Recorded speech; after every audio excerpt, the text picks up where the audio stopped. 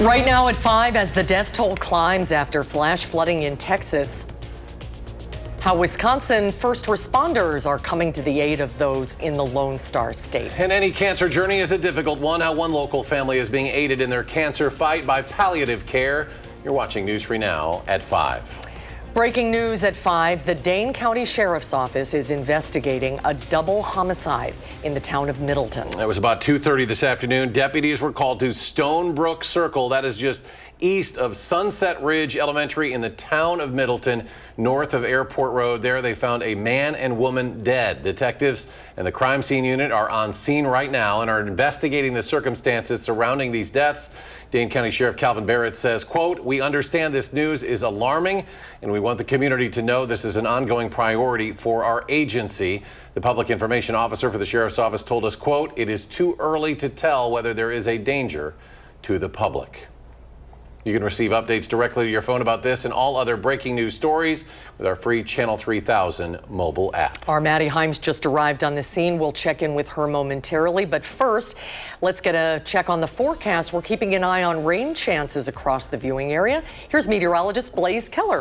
That's right. We are seeing some showers and a few rumbles of thunder off into parts of Richland as well as Crawford County. So we'll take it into there and really highlight the communities dealing with some of this heavier rain activity. And again, a few thunderstorms. Pushing into Richland Center, the heaviest rain shower is between us as well as Econ. And I apologize if I'm saying that wrong. Back into Sylvan, and then we head on over into Crawford County, off towards Gays Mills as well as Haney. That's where, once again, this is a shower right now, but we have been seeing some flashes of lightning. There's one just outside of Richland Center. Not expecting anything severe with any of these.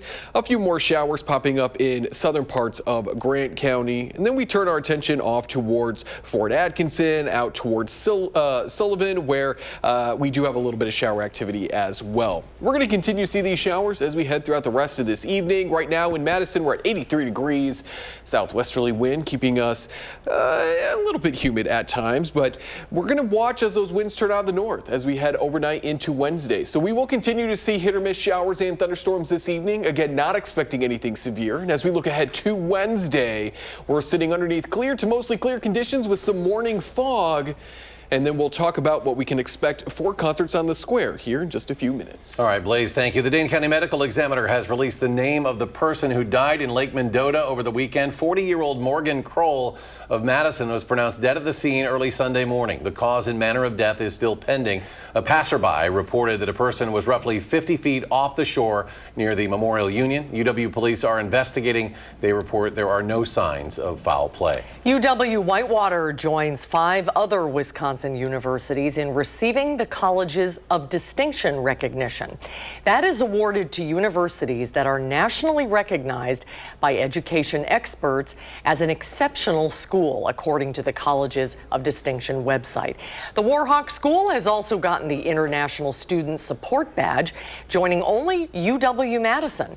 UW Whitewater is the only school in the UW system to earn a military support badge. And Whitewater could soon join the rest of UW campuses with a tuition hike this upcoming school year. UW System President Jay Rothman has unveiled a proposal that would increase state tuition for undergrads by up to 5%. If approved, the base amount would be 4% with an additional 1% option for individual campuses. In a release, officials say UW tuition increased just under 8% over the last 10 years, while neighboring states saw increases of between roughly 22 and 29%. Well, this summer is expected to be a busy travel season at the Dane County Regional Airport. County leaders say the airport enjoyed record-breaking spring break travel earlier this year.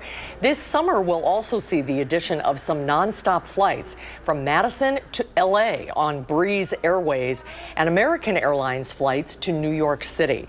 Dane County Regional now flies to 17 different airports across the country, including Phoenix, Orlando, and Washington, D.C. And if you're taking a flight anytime soon, you can soon leave your shoes on everywhere. The Transportation Security Administration will phase out that requirement for travelers to remove their shoes while going through security. TSA has not officially announced any changes or confirmed this new policy. Most passengers have been required to remove their footwear since 2006. It was back in 2001 that Richard Reed, who became known as the shoe bomber, tried to use matches to light explosives hidden in his shoes, prompting shoe removals. Speaking of the Milwaukee Journal-Sentinel, the director of public affairs for the TSA across Wisconsin says every airport in the state will no longer require removing shoes during regular security checks. A federal magistrate judge is recommending that criminal charges move forward against Milwaukee County Judge Hannah Dugan. She's accused of helping an undocumented immigrant avoid ICE after a court appearance. Dugan pleaded not guilty, arguing judicial immunity and a separation of powers violation. But the magistrate judge ruled shielding someone from the law is not part of a judge's duties. The final decision will come from U.S. District Judge Lynn Edelman. A new report reveals a sharp rise in stolen firearms coming from parked vehicles, especially in larger cities. The Council on Criminal Justice says that gun thefts from vehicles jumped 31% between 2018 and 2022. This while thefts from homes and businesses fell. In urban areas, vehicle break-ins involving guns nearly doubled. Experts say that better data, stronger storage laws, and public awareness could help reduce the problem. Well, battling cancer is a journey that both the patient and the family go on together. And for one Fitchburg family, they used a treatment program that made the journey a little easier. Our Jalen Banks brings us the story of how palliative care helped the Conlon family. Meet Debbie, a longtime healthcare worker and Fitchburg resident. Debbie, recently retired, is entering a new chapter of her life as a grandmother. Unfortunately, things took a turn when her husband, Peter, was diagnosed with cancer in April. Peter is a Southern California boy who transferred here for a job many years ago and assimilated quite well. He actually looked like he was from Wisconsin. He no longer looked like a Southern California boy. Peter would succumb to the disease in June, and like many before her, losing a loved one to the disease has been hard. But palliative care, a special program for those living with a severe illness, has softened the blow for Debbie and their family. If not for the palliative care, do you think you'd be able to sit here right now and have this conversation with me? I don't think so. So much of what we did in those 8 weeks was treatment focused, which was incredibly important. Pete wanted to do that. I supported him 100%. Palliative care is an extra layer of care that focuses on the needs of the patient and not their prognosis. It includes a team of social workers, chaplains, nurses, and doctors dedicated to the family and patient going through the battle. What's our goal for today? What can we be positive about today? What do we want to do today? Maybe it's just get them out on the back porch and hear the birds or see the flowers, right? So every day we kind of had those discussions that I felt like were started with palliative care about how do we make today important or special. Debbie encourages people to inquire about palliative care if one of their loved ones is dealing with a severe illness. For now, reporting in Fitchburg and honoring Peter, Jalen Banks, News 3 Now. Thank you, Jalen. And we have more information on palliative care on our website, channel3000.com. Well, still to come, keeping an eye on storm chances. Blaze with a complete look at your first one forecast when we come back. Plus, it's almost time for Wicked at the Overture Center. We'll take a look as crews unload all of the equipment it takes to put on a show this big. And on Wall Street today, mixed numbers, a small 6-point gain for the NASDAQ while the Dow falls more than 165 points. S&P 500 loses 4.5. We'll be right back. Continuing coverage now, we are following breaking news this afternoon at 5 o'clock. The Dane County Sheriff's Office says it is investigating a double homicide in the town of Middleton. It was about 2:20 this afternoon. Deputies were called to Stonebrook Circle. And here's a live look at that scene right now. This is just east of Sunset Ridge Elementary, north of Airport Road. Deputies say they found a man and woman dead in the residence. Detectives and crime scene unit are on scene, are investigating the circumstances surrounding their deaths. Dane County Sheriff Calvin Barrett says, quote, "We understand this news is alarming and we want the community to know this is an ongoing priority for our agency." You can receive updates directly to your phone as we receive them about this and all other breaking news stories with our free Channel 3000 mobile app. Well, at least 109 people are now dead. We've just learned 161 people remain missing after the flash flooding slammed Texas Hill Country. Search and rescue missions are going around the clock, and as Armand Rahman found, they're calling in assistance from across the country, including right here in Wisconsin.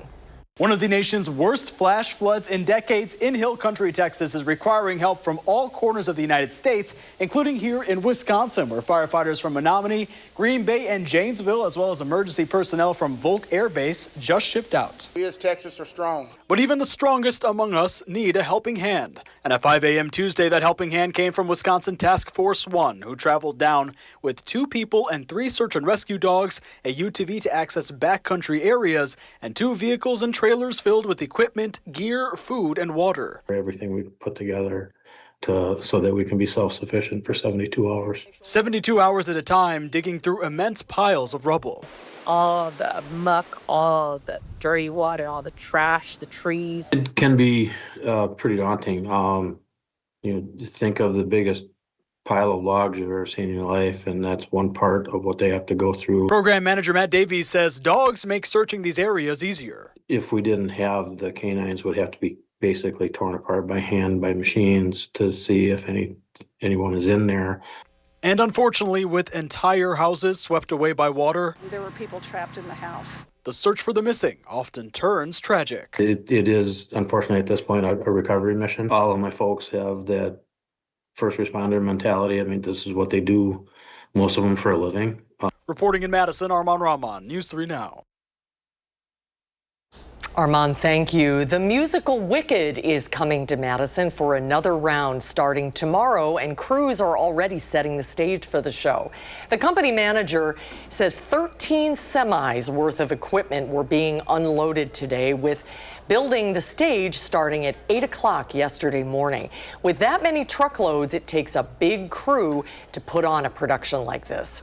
We have 18 crew members that travel with us, and then there's about 70 locals that are working with us to get the show in and load it in. And then starting tomorrow, we'll cut that down to about 25 with our crew, and then we'll add our cast. So there'll be about 100 people backstage during performances.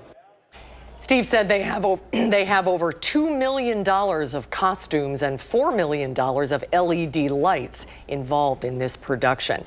Wicked runs from tomorrow through the 27th at the Overture Center. Ages 8 and up are recommended for this show. Children under 5 will not be permitted. It's a roughly 2-hour, 45-minute show with 1 intermission.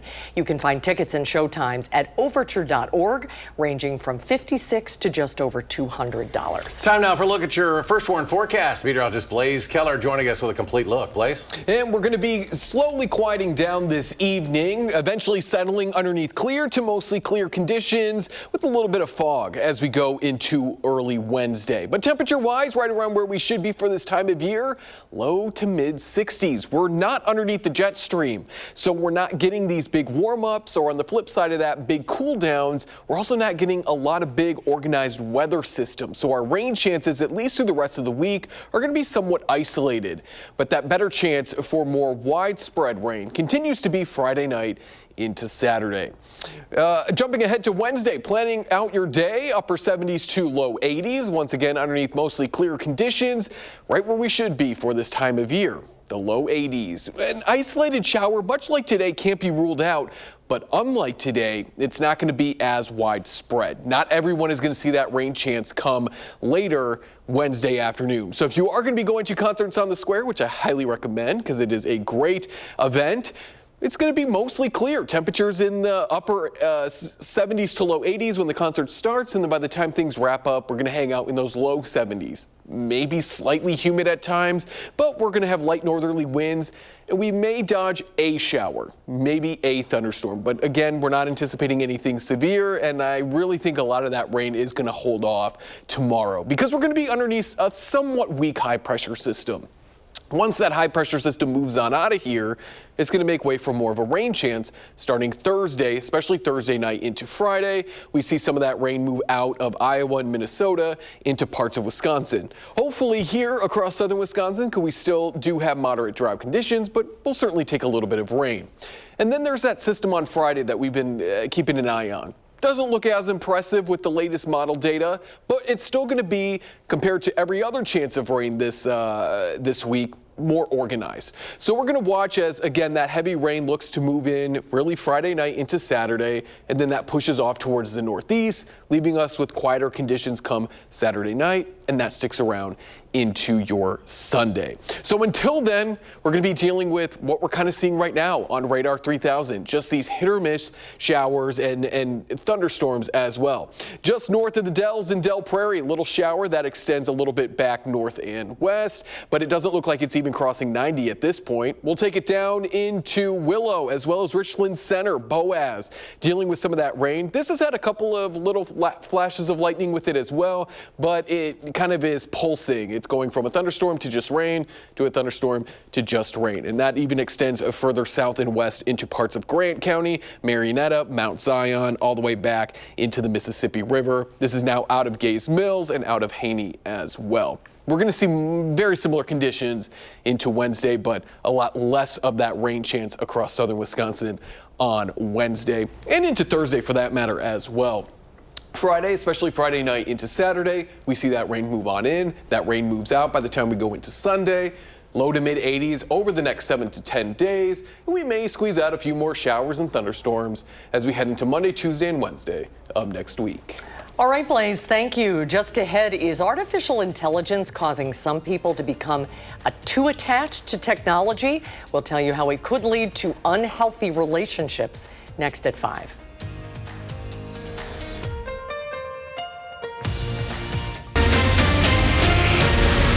From News 3 Now, this is breaking news.